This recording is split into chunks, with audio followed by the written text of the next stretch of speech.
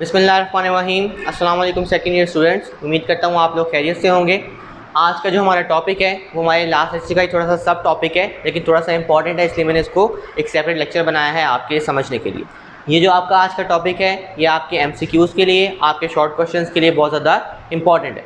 वो कहते हैं कि आपके जो रूल्स हैं फॉर नेमिंग वेरिएबल्स वो क्या हैं, उसमें हम कौन कौन सी चीज़ें यूज़ करते हैं। अब इनके अंदर ओवरऑल आपने एक बात को समझ लेना है कि कुछ ऐसी बातें जो कि हम कस्टमरी यूज़ करें, मीनिंग ये कि अगर आप उनको थोड़ा सा चेंज भी कर देंगे तो एक्चुअली में वो सी उसको गलत तो नहीं समझेगा, लेकिन स्टिल वो ऐसी चीज़ें जो कि कॉमनली आपको मिलती नहीं हैं, जो लोग प्रोफेशनली आपकी सी लैंग्वेज को यूज़ करें। तो इसलिए बेहतर है कि if you want to be a good coder कि आप इन रूल्स को फॉलो करें ताकि जो अगला बंदा है वो भी आपकी बात को समझ सके। कहते हैं फर्स्ट ऑफ ऑल तो आपके जो नाम होते हैं they consist of letters, digits and underscore. आप जो भी आपका वेरिएबल है आप उसका कुछ भी नाम रख सकते हैं, ठीक है। फॉर एग्जांपल मैंने कहा कि मेरे पास एक वेरिएबल है, उसकी टाइप जो है वो इंटीजर है, ठीक है। और इंटीजर के आगे मैंने कह दिया कि फॉर एग्जांपल लेंथ है, तो ये बिल्कुल ठीक है। मैंने कहा जी लेंथ है किस चीज़ की, ऑफ आ रोप, एक रस्सी की लेंथ है, ये भी बिल्कुल ठीक है। सिमिलरली मैंने आपके पास कहा कि मैंने एक और इंटीजर ले लिया और उसके अंदर मैं कह रहा हूँ कि मैं डिजिट्स यूज़ करना चाह रहा हूँ। मैंने कहा जी मैं लेंथ है ऑफ साइड 1, कि जो पहली साइड है मैं उसकी यहाँ पे लेंथ लेना चाह रहा हूँ, ठीक है। तो आप देखें, आप सिंपल वर्ड भी लिख सकते थे, बीच में अंडरस्कोर भी लगा सकते हैं। अंडरस्कोर के बगैर जो फर्स्ट वर्ड है आप उनको भी कैपिटल कर सकते हो और आप बीच में नंबर्स भी ऐड कर सकती हैं। सारी की सारी जो प्रैक्टिस है वो बिल्कुल ठीक है, इनमें कोई भी आपको इशू नहीं आता। सेकंड आपका रूल है वो कहता है कि the first character must be a letter, meaning ये कि जब आप अपने प्रोग्राम को लिखते हैं तो सबसे पहले तो डाटा टाइप आया, ये बात तो फिक्स है, वो इंटीजर भी हो सकता है और डबल भी हो सकता है, ये भी हम लास्ट लेक्चर के अंदर इस बात को पढ़ चुके हैं। कहता है कि आपका जो पहला कैरेक्टर होगा नाम का वो क्या होना चाहिए, must be a letter, meaning ये कि वो A to Z कुछ हो सकता है, आप उसको चेंज नहीं कर सकते। फॉर एग्जांपल मैं अगर कहता हूँ लेंथ तो ये ठीक है, कोई मसला नहीं है इसके अंदर। लेकिन मैं आपके पास अगर ये कह देता हूँ कि जैसे अभी मैंने आपके पास ऑलरेडी एक प्रोग्राम लिखा था कि लेंथ ऑफ साइड 1, अब मैं एक और ले रहा हूँ, मैं कह रहा हूँ कि जो आपकी फर्स्ट साइड है जो उसकी लेंथ है, तो फिर तो आपका ये प्रैक्टिस ठीक है, ये प्रैक्टिस भी आपकी ठीक है, लेकिन जो लास्ट प्रैक्टिस है इसके अंदर जो हमारा फर्स्ट कैरेक्टर है वो लेटर नहीं है, वो बल्कि एक नंबर आ गया, ठीक है। तो ये जो प्रैक्टिस है ये आपकी गलत है।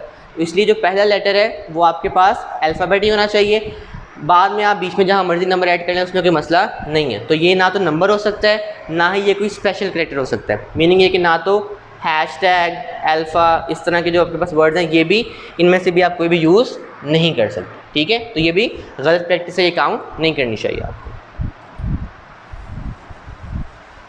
देन आपके पास वो आपको तीसरी बात बता रहा है कि जो सी है it is a case sensitive language.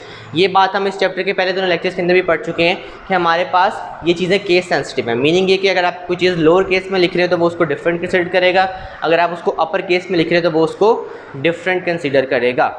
अब इसमें मज़े की बात अगर आप देखें तो मैं कहता हूँ इंटीजर, तो ये मेरे पास लेंथ है। दोबारा से मैंने कहा तो मैंने आपके पास क्या किया, फर्स्ट कैरेक्टर था स्मॉल, उसके बाद मैंने सबको कैपिटल कर दिया, तो ये एक डिफरेंट है। तो मैंने तीसरी दफ़ा लिखा, मैंने कहा कि LEN और फिर मैंने सिर्फ इसको कैपिटल किया, बाकी सबको छोटा कर दिया, तो ये तीनों डिफरेंट हैं, ठीक है।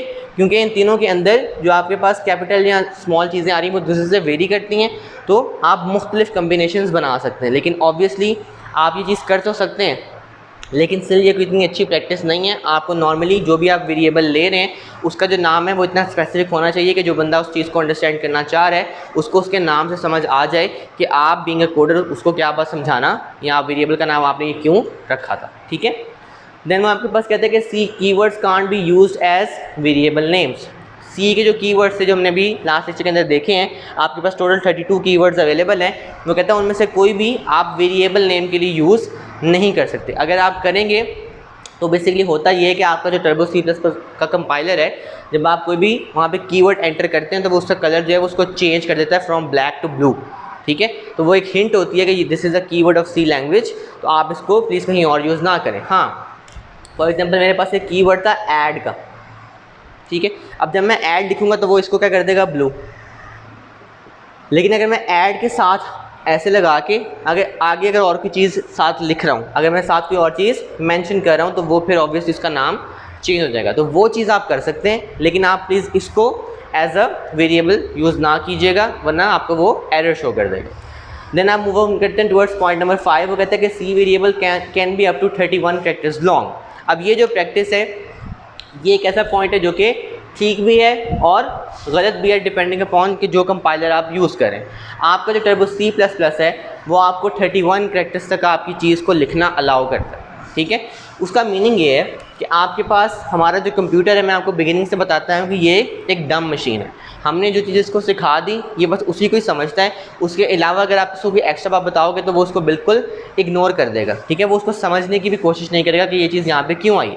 तो जब आप अपनी मेमोरी लोकेशन के अंदर, ठीक है, आप जब कोई भी चीज़ यहाँ पे वैल्यू स्टोर करवाएंगे तो वहाँ पे 31 कैरेक्टर्स आप ऐड करवा सकते हैं। तो 31 कैरेक्टर्स यहाँ पे आप लिखते रहेंगे, वो कोई मसला नहीं होगा। जैसे ही आप उससे आगे जाएंगे, मीनिंग है कि आपने 32nd कैरेक्टर अगर यहाँ पे लिखा कुछ और, तो वो उसको बिल्कुल इग्नोर कर देगा। अब फॉर एग्जाम्पल आपने किसी वेरिएबल का नाम रखा था, आपकी बुक के अंदर उसने एक एग्जाम्पल दी हुई है जो कि एग्जैक्ट 31 कैरेक्टर्स की है। वो कहते हैं कि आपकी एग्जाम्पल है प्रॉब्लम सॉल्विंग टेक्निक्स इन सी। अब ये जो आपकी पूरी एग्जाम्पल है, अगर आप इसको काउंट करेंगे तो ये आपके पास 31 कैरेक्टर्स बनते हैं, ठीक है। तो ये 31 कैरेक्टर्स यहाँ पे सेव हो जाएंगे। और आपने याद रखना है कि जब आप कैरेक्टर्स को बेटा काउंट कर रहे हैं तो अंडरस्कोर भी जो है ये भी एज अ कैरेक्टर काउंट होगा, आपने इसको इग्नोर नहीं करना, क्योंकि अभी हम ऊपर पढ़ चुके हैं कि इसके अंदर स्पेस नहीं आ सकती, हम जिन चीज़ों में स्पेस दे ही नहीं सकते। तो आपने अगर इसको गिनेंगे तो ये टोटल 31 कैरेक्टर्स बन रहे हैं। अब वो आपको नीचे एक और एग्जाम्पल देता है कि आपके पास एक और आपने वेरिएबल ले लिया,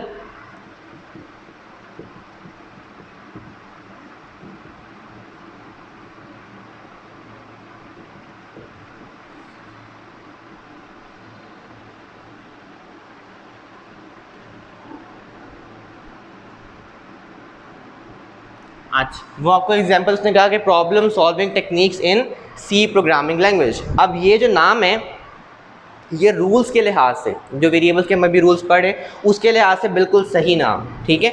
हमने कहीं पे भी स्टार्टिंग में हमने कोई एक्स्ट्रा चीज़ यूज़ नहीं की, हमने कोई कैरेक्टर यूज़ नहीं किया, हमने कोई स्पेस नहीं दी, ठीक है। और लेकिन मसला क्या आ रहा है, उसकी लेंथ में आ रहा है। तो मज़े की बात ये है कि आपका जो टर्बो C++ का कंपाइलर है वो ये पूरी बात को एज इट इज़ लिख देगा, वो इसको भी सिर्फ यहाँ तक ही लिखेगा और इस पूरी बात को वो कम्प्लीटली इग्नोर कर देगा, ठीक है ना। वो आपको यहाँ पे कोई एरर शो करेगा। अब वो एरर शो क्यों नहीं करेगा, क्योंकि ये चीज़ उसकी कैपेसिटी में नहीं है, वो इसको स्टोर ही नहीं कर सकता। तो जब वो उसको स्टोर नहीं कर सकता तो यहाँ तो वो आपको रन टाइम पे कुछ कंपाइलर्स जो है वो एरर दे देंगे। नॉर्मली जो टर्बो है उसकी इतनी कैपेसिटी ही नहीं है कि वो इस बात को समझ सके, तो वो आपको कोई भी एरर शो नहीं करेगा, ठीक है। होपफुली आपको ये पॉइंट समझ आ गया होगा। नेक्स्ट पॉइंट है वो कहते हैं कि ब्लैंक स्पेसेस जो हैं वो आर नॉट अलाउड। ये बातें हम लास्ट सेक्शन में भी पढ़ चुके हैं और इसमें भी हम देख चुके हैं कि आप इसके अंदर स्पेस नहीं दे सकते। अगर आपने यहाँ पे स्पेस दे दी तो वो आपके कैरेक्टर को यहीं पे ही ख़त्म कर देगा, वो आगे वाली बात को पढ़ेगा ही नहीं, ठीक है, वो इसको इग्नोर कर दे। और लास्ट में वो कहते हैं कि variable can only be declare for one data type. एक बड़ा कॉमन सा आपके पास रूल है। मैं कहता हूँ जी इंटीजर है, वेरिएबल का नाम ले दिया मैंने लेंथ, तो ठीक है जी ये सेव हो जाएगा। मैं कहता हूँ सर मैंने एक और वेरिएबल लिया लेकिन मैंने उसकी टाइप चेंज कर दी, मैंने कहा डबल और उसका भी नाम भी मैंने लेंथ रख दिया, तो ये जो चीज़ है ये आपको वो गलत शो कर देगा। क्यों? वो आपको कह रहा है कि आप इस नाम से ऑलरेडी एक वेरिएबल बना चुके हैं, ठीक है, तो आपको वो दोबारा वेरिएबल उस नाम से नहीं बना देगा, इवन चाहे उसकी आपने टाइप भी चेंज कर ली हो, ठीक है। तो ये आपके पास बेसिकली रूल्स थे for naming variables. Next topic के अंदर हम इंशाल्लाह कॉन्स्टेंट्स के टॉपिक की तरफ चले जाएंगे। अगर आपको कोई भी क्यूरी है तो आप नीचे कमेंट्स में मुझे बता दीजिएगा। थैंक यू सो मच, अल्लाह हाफ़िज़।